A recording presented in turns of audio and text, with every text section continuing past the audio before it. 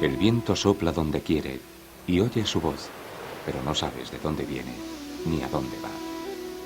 Con esta sugerente metáfora se describe en el Evangelio de San Juan el soplo del Espíritu.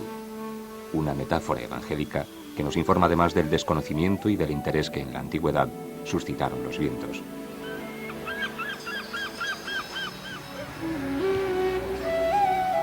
En el siglo I a.C., los chinos, pioneros de tantos descubrimientos, habían elaborado complejas clasificaciones de los 24 vientos de las estaciones y habían utilizado las cometas para comprobar sus diferentes comportamientos.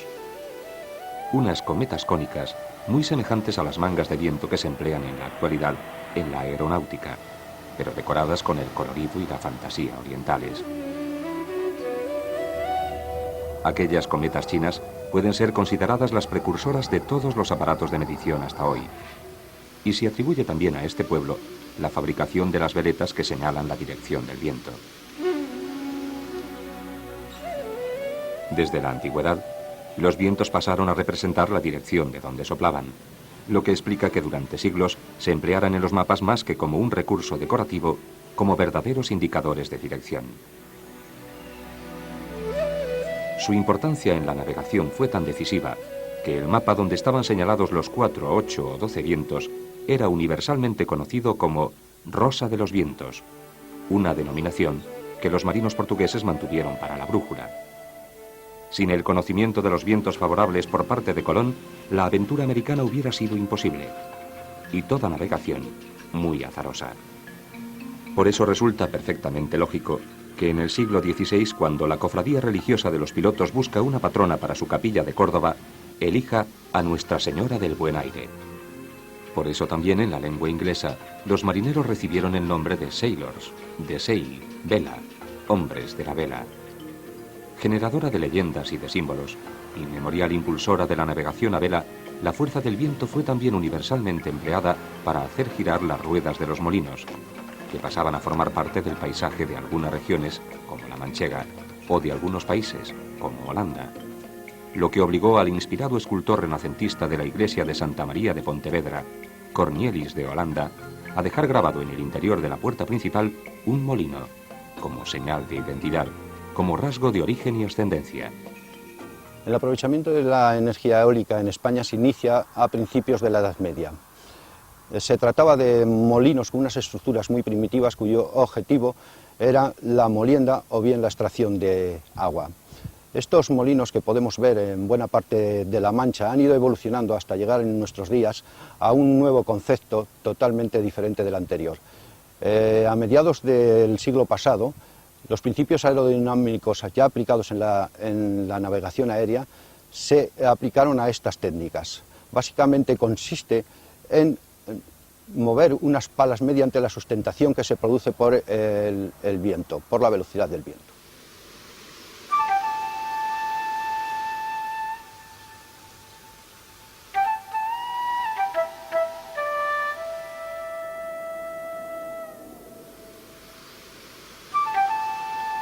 Por toda la geografía española nos podemos encontrar los molinos de viento tradicionales. En Galicia se distribuyen por distintas zonas de la costa y del interior.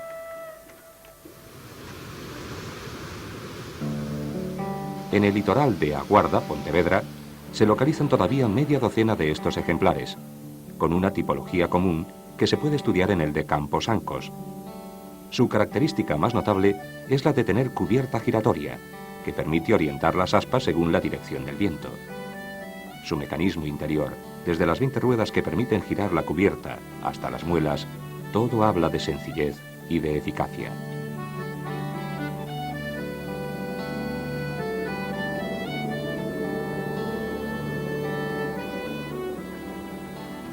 Otro emplazamiento privilegiado para estos ingenios es la zona de Catoira. En la parroquia de Avalo, en el Monte Mesón, se levantan 3 molinos, que responden a una nueva tipología de torre fija, que recoge los vientos por los 2 lados.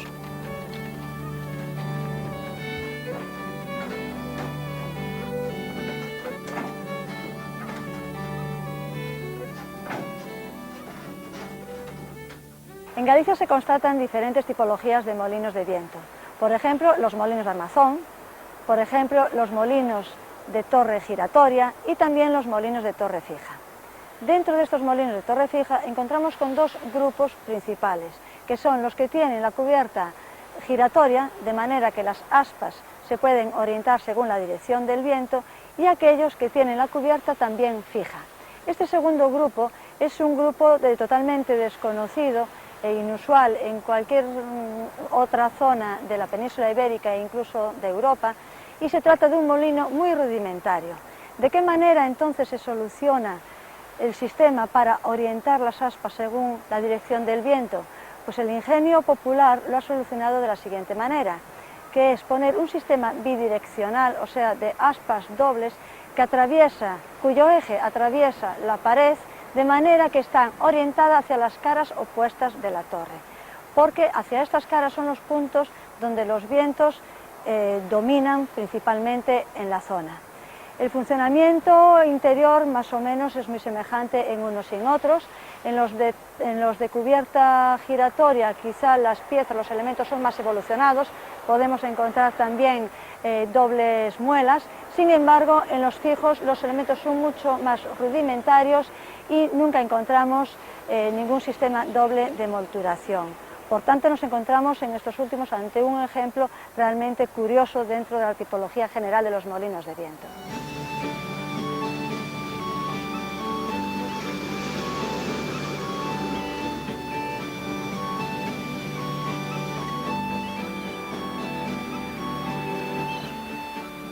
En la costa cantábrica existen un buen número de molinos dignos de estudio. Podemos tomar como referencia el de Santa María de Mogor, en el ayuntamiento lucense de Mañón. Pertenece al tipo de torre con cubierta giratoria, que se mueve desde el exterior por medio de un artilugio denominado metafóricamente o rabo, situado en el lado contrario de donde van las aspas.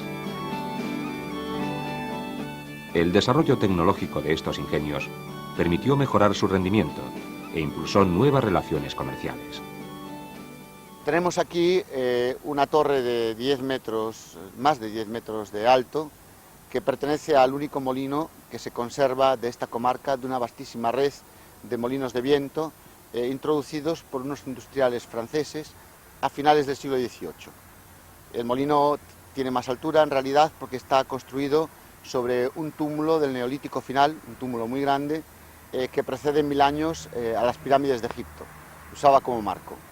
Lo importante de estos molinos industriales es que no molían harina para el consumo doméstico inmediato de alrededor, sino que traían los trigos de todas las partes de Europa, del Báltico, de Estados Unidos, los molían aquí, los metían en barriles, porque si los metían en sacos la harina se podía estropear, y los reexportaban otra vez. Traían de Estados Unidos el famoso trigo americano, o de Rusia, o de Prusia, o de los puertos del norte de Francia y mismo de Inglaterra.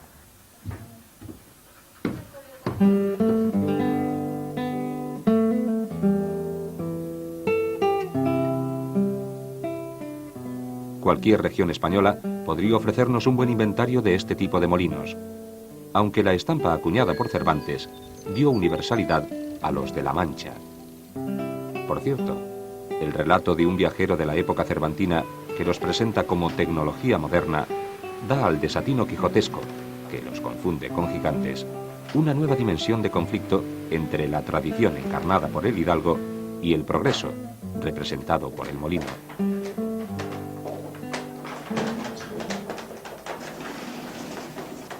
Estamos en la oficina de turismo de Consuegra, Toledo, en La Mancha, en uno de los 11 molinos que rehabilitó el ayuntamiento de Consuegra en la década de los 60. Sin embargo, el origen histórico de estos molinos se remonta al siglo XVI, siglo en el cual, durante una gran sequía, hubo que sustituir los tradicionales molinos de agua por molinos de viento. Pan había que hacer todos los días, y ellos le encontraron aquí esta solución, en estos ingenios.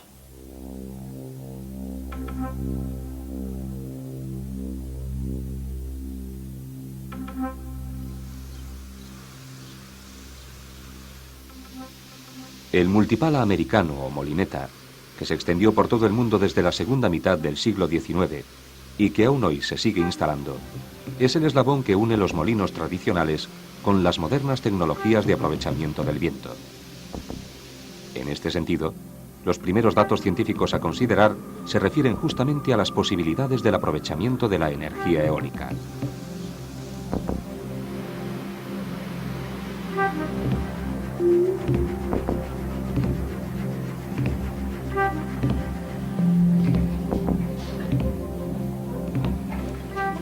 En España se han venido realizando mediciones eólicas que permitan establecer el potencial energético que es capaz de generar el viento. Con estas mediciones se han elaborado mapas eólicos de las distintas comunidades autónomas y se han identificado varias zonas de alto potencial con una capacidad teórica total de generación eléctrica anual superior a 12 millones de megavatios hora. La instalación de un parque eólico requiere, en primer lugar, hacer un estudio del terreno que vamos a ocupar.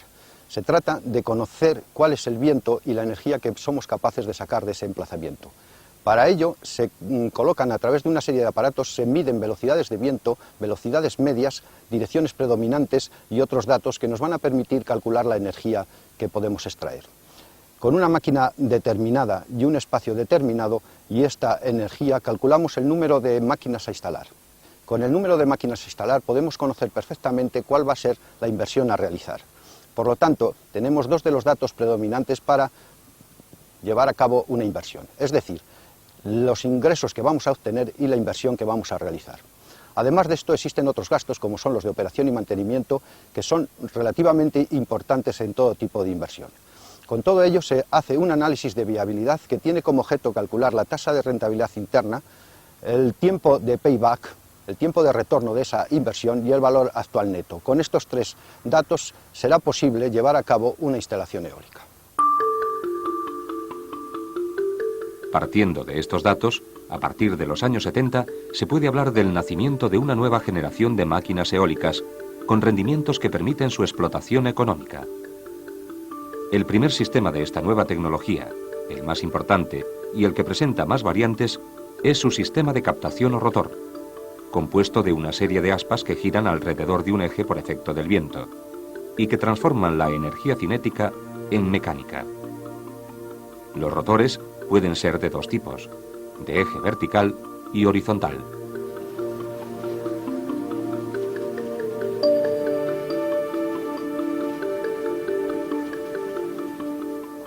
De eje vertical es el rotor Savonius, compuesto por dos semicilindros colocados a cierta distancia uno del otro, de manera que el aire puede circular entre ellos. Se trata de un dispositivo sencillo, de fácil construcción y en general de pequeña potencia. El rotor Darrieus consta de dos o tres aspas en forma de parábola, unidas a un eje vertical por sus extremos. A pesar de no poder ponerse en marcha solo, es uno de los rotores de eje vertical más avanzados. El rotor Giromil es básicamente semejante al Darrieus, con la particularidad de que sus aspas modifican automáticamente su inclinación en función de la dirección del viento, lo que produce un mejor rendimiento, además de arrancar solo, sin ayuda.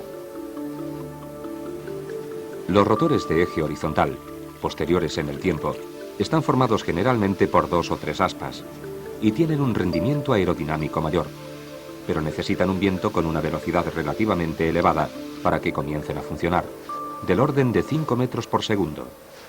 Nuestro aerogenerador AE46, certificado por el Germanische Joyce como clase 1, incorpora un rotor de 46 metros de diámetro. Este rotor puede girar a dos tipos de revoluciones, 25.6 revoluciones por minuto en la velocidad alta y 17 revoluciones por minuto en la velocidad lenta. La velocidad lenta de 17 revoluciones por minuto se utiliza cuando el viento oscila entre 3 y 7 metros por segundo y la velocidad alta de 25.6 revoluciones por minuto se utiliza cuando el viento es superior a 8 metros por segundo. La potencia nominal, el aerogenerador la consigue con una velocidad de viento del orden de unos 13-14 metros por segundo. Con esta velocidad de viento, el aerogenerador está en su potencia nominal de 660 kilovatios.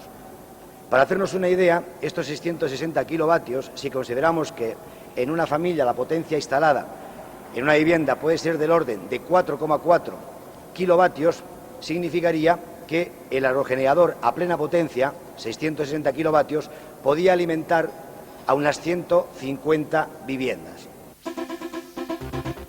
El análisis comparativo del rendimiento de los distintos tipos de rotores nos ilustra gráficamente cómo desde los molinos tradicionales los rotores han ido acercando su rendimiento al considerado óptimo o ideal. Ya hemos visto cómo los molinos tradicionales habían de ser orientados manualmente frente al viento. En las modernas máquinas eólicas se emplean dos sistemas. En las máquinas de pequeña potencia, el sistema de orientación está formado por una aleta estabilizadora situada en la parte posterior del rotor, de manera que encare el viento como una veleta. En los grandes generadores, el sistema de orientación es un servomecanismo automático, compuesto por una pequeña veleta que recoge la dirección del viento y que gobierna el servomecanismo girando el rotor hasta situarlo en la dirección adecuada. El viento debe de incidir siempre en el plano perpendicular al rotor. Para conseguir esto, la máquina debe de seguir siempre la dirección del viento. Esto se consigue a través de un servosistema de orientación que está compuesto por dos motorreductores, uno le vemos aquí, el otro está al otro lado de la máquina, y este sistema se pone en marcha a través de un sensor, que en este caso es la veleta, que está colocada en la parte superior de la máquina. Esa veleta envía la dirección del viento, la señal de la dirección del viento, se lo envía al sistema de control y el sistema de control pone en marcha automáticamente los motorreductores de orientación para seguir constantemente la dirección del viento. Previamente a liberar los sistemas de orientación, los motorreductores, es necesario abrir unas pinzas freno hidráulicas que bloquean la orientación de la máquina, y cuando se ha producido esta abertura de las pinzas hidráulicas, automáticamente se pone en marcha el sistema de orientación para seguir constantemente la dirección de la veleta.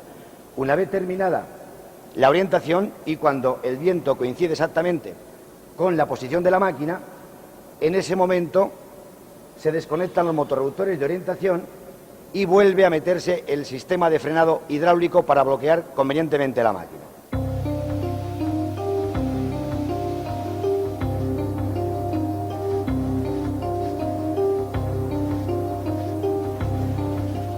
Para un mejor rendimiento, las máquinas eólicas precisan mantener más o menos constante su velocidad de rotación, corrigiendo las variaciones en la velocidad del viento y parando de rotar cuando su velocidad supere los límites de seguridad. El más primitivo sistema de regulación consiste en una veleta fijada rígidamente a la carcasa del motor, que provoca una inclinación del eje de la máquina con respecto al viento cuando la velocidad de éste aumenta, manteniendo constante la velocidad de rotación y parando el motor cuando llega a una posición perpendicular. En las máquinas de mediana y gran potencia, la regulación se produce por la variación de incidencia de las aspas, también llamada variación de paso, que modifica el ángulo de ataque de las aspas del rotor, aumentando o disminuyendo la potencia de la máquina.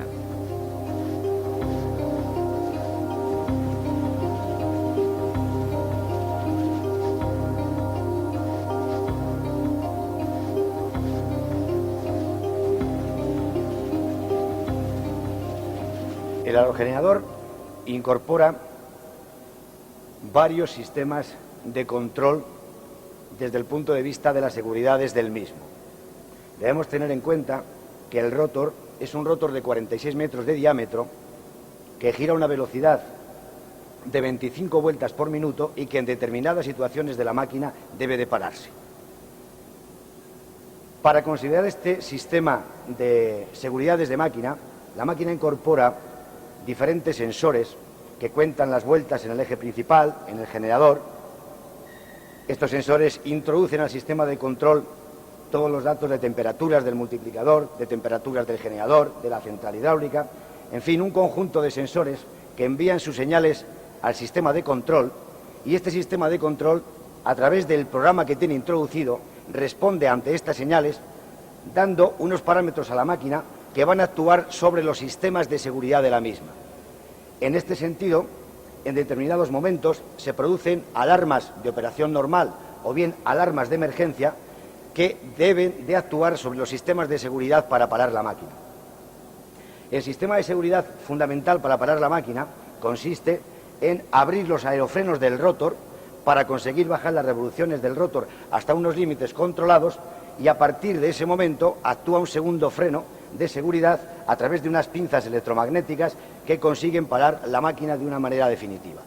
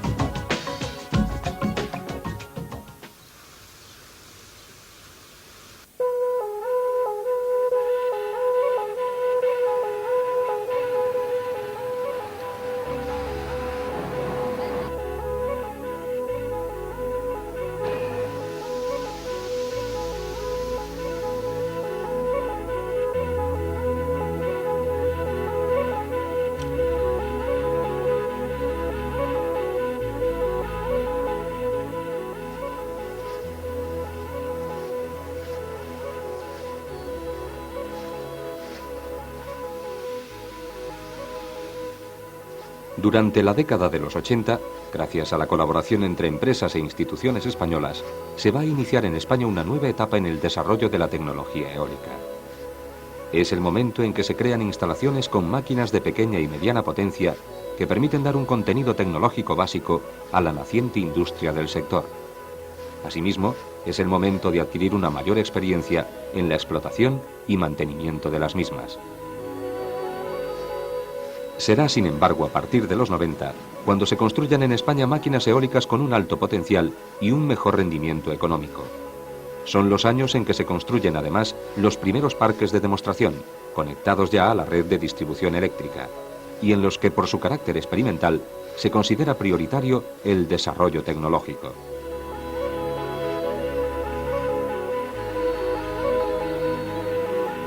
Como principales instalaciones realizadas durante este periodo, cabe destacar el Parque de Tarifa, iniciado en 1992, y en la actualidad el más grande de España.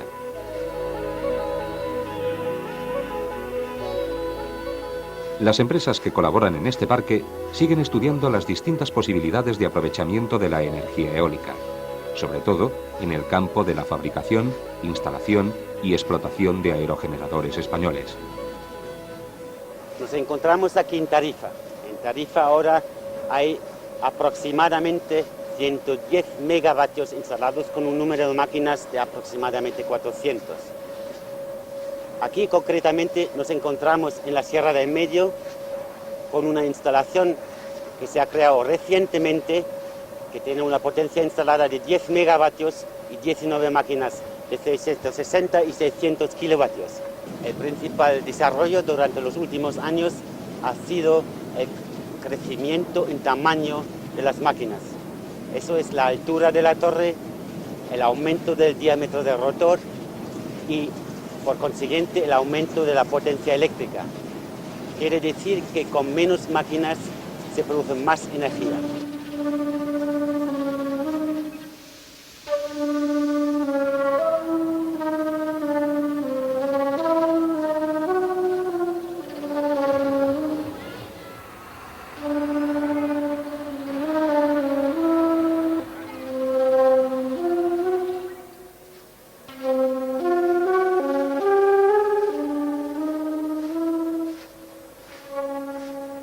El sector eólico ha experimentado un crecimiento muy importante en los últimos años a escala mundial, tanto en lo que se refiere a la potencia instalada como al desarrollo tecnológico. Durante el año 1995, la potencia instalada ha crecido un 40%, acumulándose un total próximo a 5.000 megavatios. En algunos países como Alemania o la India, el crecimiento supuso en el año 95 la incorporación de más de 1 megavatio diario. En la Unión Europea, a finales de 1998, se disponía de una potencia instalada superior a 6.000 megavatios. El crecimiento de esta potencia en países como Alemania, Dinamarca o España está relacionado con el desarrollo de una tecnología propia y también con las ventajas medioambientales que aporta la eólica en contraposición al uso de las energías convencionales. A finales del 98, España contaba con una potencia de 850 megavatios. Existen varios fabricantes con tecnología propia y otros que cuentan con transferencias tecnológicas, y se observa un creciente interés de promotores e inversores por participar en el sector. Atendiendo al estado actual de la tecnología y a las posibilidades reales de inversión y de implantación de instalaciones eólicas, sería posible instalar alrededor de 2.800 megavatios, a los que correspondería una producción de 5.600 gigavatios año. Hoy hemos hablado del viento como recurso de la naturaleza susceptible de ser aprovechado para producir energía. Básicamente la energía eólica es energía para producción de electricidad y en definitiva creo que un dato muy significativo es que en España desde el año 95 hasta nuestros días cada año hemos duplicado la potencia eléctrica instalada para aprovechamientos eólicos. Es una tendencia que esperamos que se vaya consolidando y que nos permitan llegar al 2010 prácticamente con 9.000 megavatios de origen eólico. La apuesta es importante, no solamente desde el punto de vista energético, es también una apuesta tecnológica significativa. Son varias las empresas españolas que en este momento tienen tecnología propia y son también muchas las empresas que están apostando por la investigación en este área y la posibilidad de hacer máquinas cada vez mejores que permitan cada vez un aprovechamiento más intensivo del viento como fuente energética. En este momento somos el segundo país de Europa en producción eléctrica eólica, justo después de Alemania, y es una tendencia que se consolidará y que aun cuando muchas veces se habla de la energía eólica como una solución muy parcial, porque cuando hablamos de un parque eólico estamos diciendo que funcionan pues entre 2.500 y 3.000 horas al año frente a las 8.000 horas que puede funcionar una producción energética convencional, creo que es una apuesta de base importante y por la que debemos luchar.